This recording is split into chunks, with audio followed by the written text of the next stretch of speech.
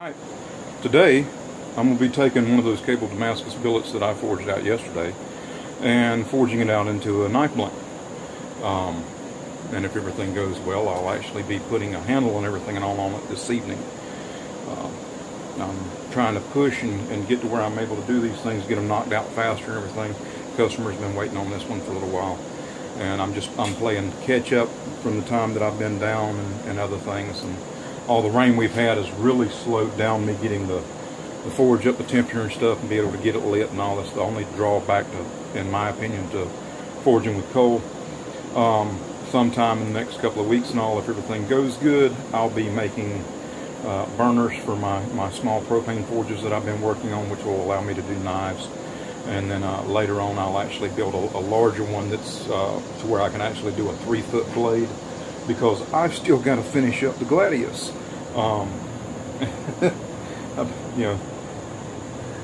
I haven't had a way to get it actually up to temperature to harden it all at once. I've got a tank big enough to quench it in, but I don't have something that I can get the whole blade up to critical temperature at once. So hopefully within the next few weeks I'll be able to get that squared away, and we'll go from there.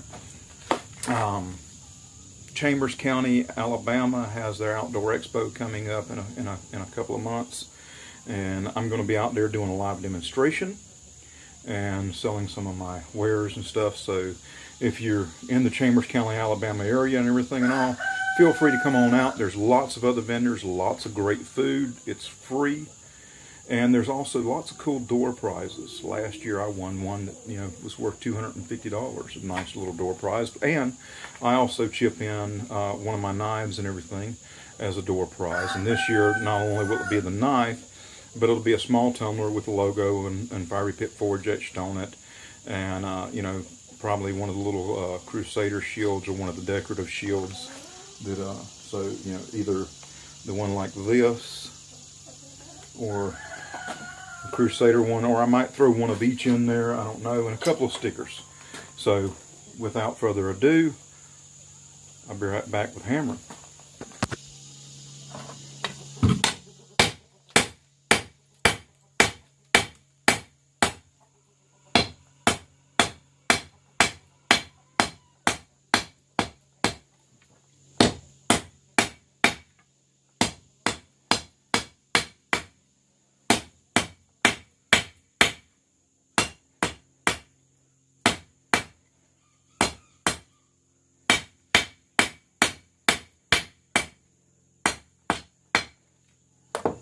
Alright, you can see I'm going to go ahead and forge in the drop point and then start hammering everything out to the thickness. I'm going to look for about 3/16 of an inch thick for the whole length of the spine. I'll offset the tang and all after I finish getting the blade tip forged in. Alright, so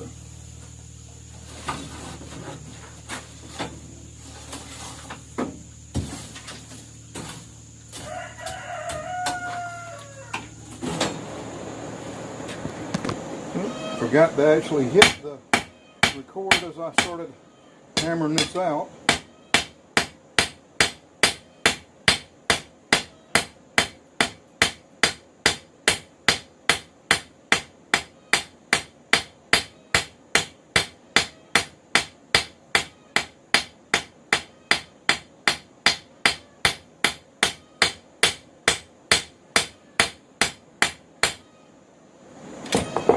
We'll go ahead and start hammering in the distal taper and everything right off the bat. It'll help alleviate some issues later on. With, no need to hammer out one thickness and then have to go back in and hammer in the distal taper. Just do it from the get-go.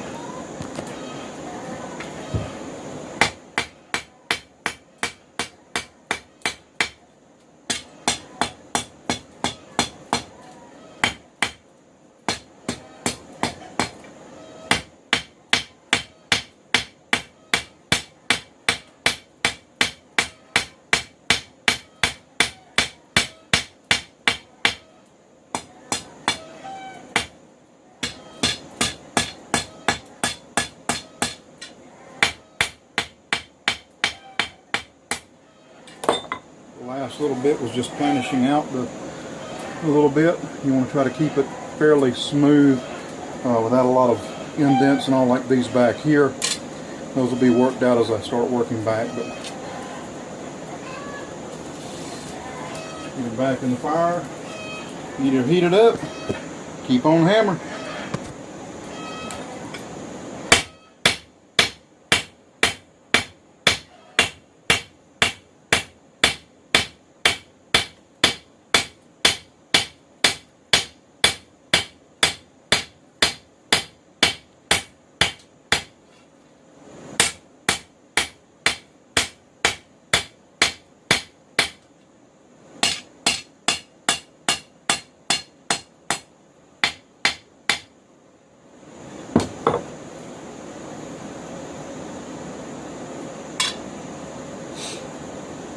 I found a couple little slight inclusions and stuff, but nothing that'll actually make the billet break apart. So when I actually go to grind in the bevels, those will get ground out anyway, so I'm not really that worried about them.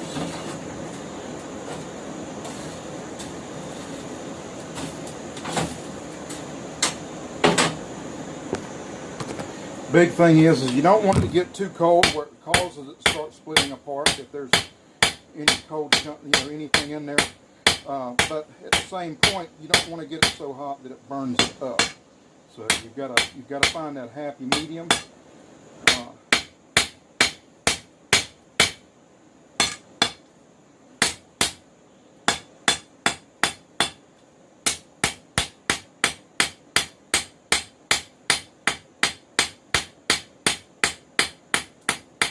Do a little planishing. Just to kind of smooth things out. And that'll show you that, those little surface inclusions were just that because they smooth on out right easily.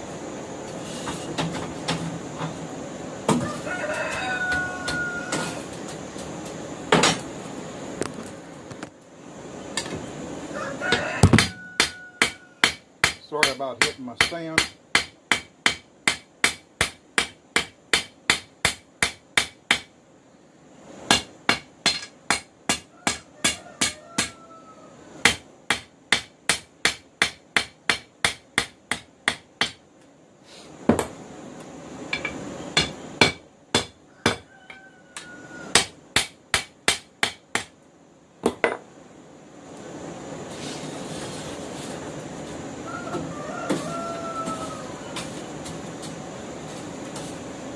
Looks like I might have enough in this one where I can actually get out the original knife that I was intending on forging out, and then possibly forge out a little neck knife or something like that as well.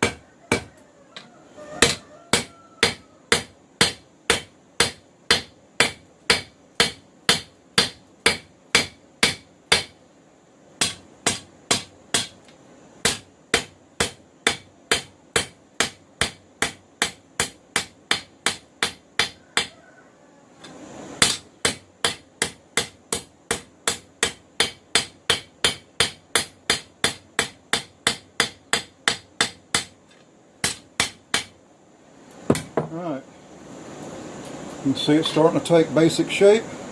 This will get drawn out more into the actual tang, It'll become about the same thickness as this up here. I'll finish planishing that out to even it out. And then I'll go to working on drilling or punching the pinholes and stuff.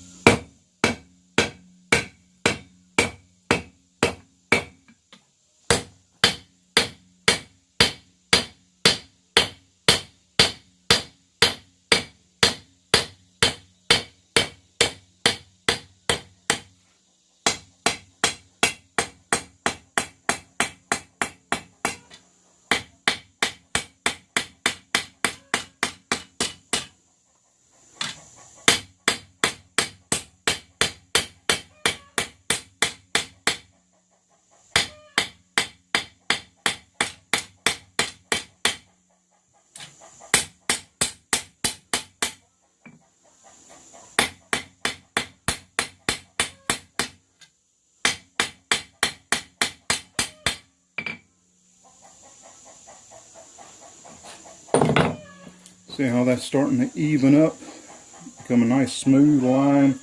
A little bit of planishing here and there at some of the cooler temperatures. It's coming out quite nicely. And then I'll start working in the rest of the time.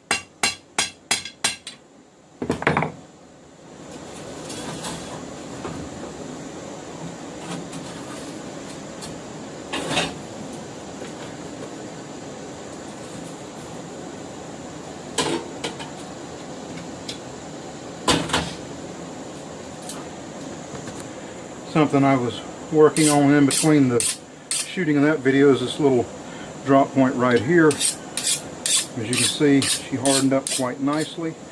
Soft back spine. Skates really nice. You'll see a differential heat treat line. That's from where I actually just heat up the edge and the bevel and then quench from there. Got her nice and hot.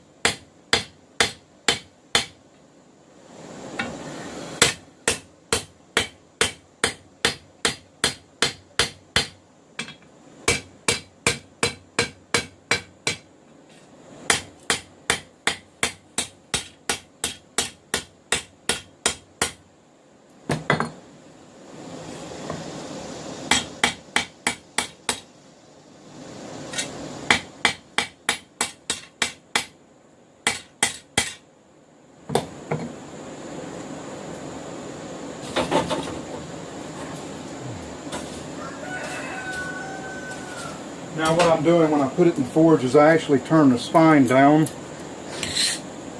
so that there's less chance of me burning up the thinner bevel area, the edge of the blade, and try to move it to where I'm getting mostly just the tang and the heat. The heat, if you'll notice, has stayed more away from the edge. It's back here on the spine more. Now I can start working, straighten that out some. And drawing it out some more.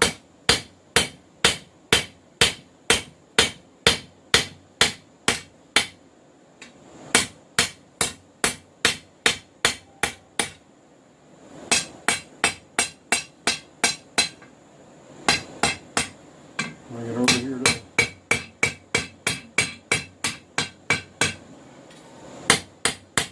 horn.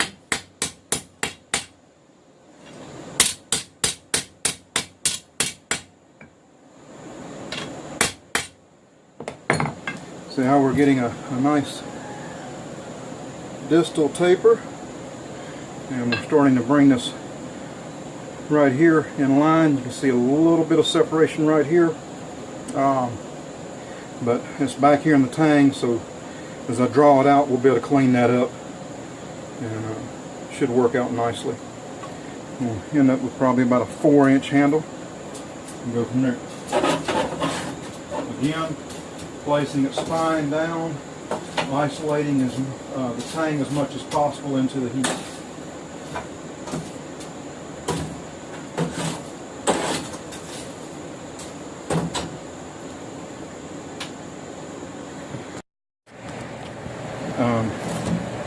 I've got the blade out of the heat, isolating the tang as much as possible into the heat, so I can actually heat up it to be able to forge it out without changing the blade. Here's the result of that.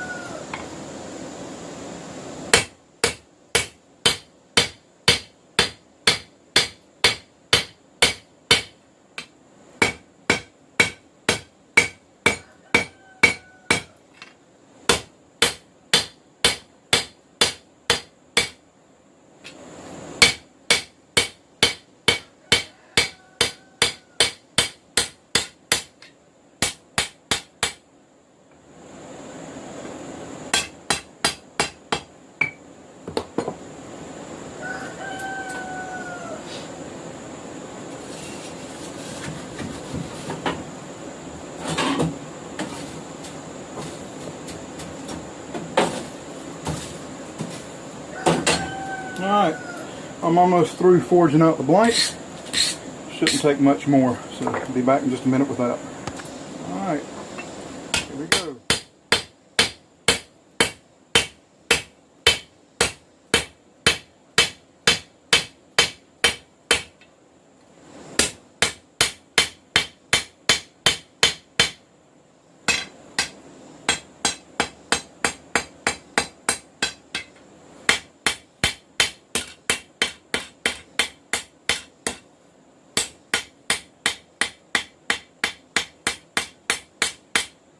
Finish all this out as much as possible.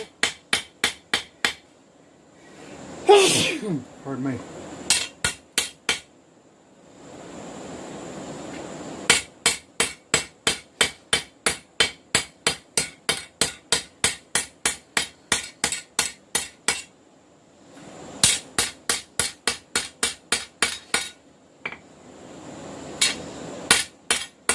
All right.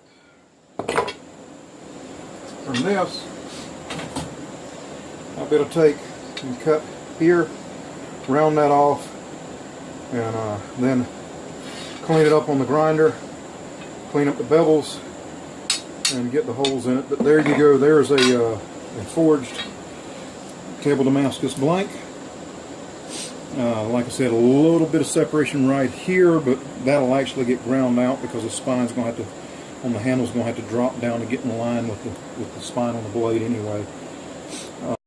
Okay, here is the finished cable Damascus.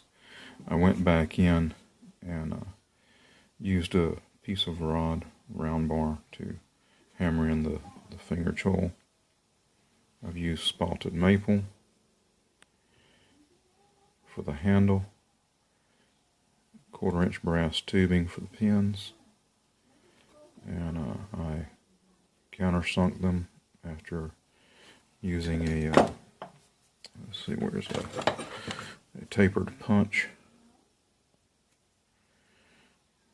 to flare them.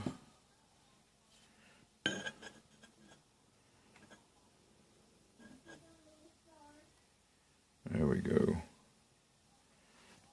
Let's see, how well can you see the...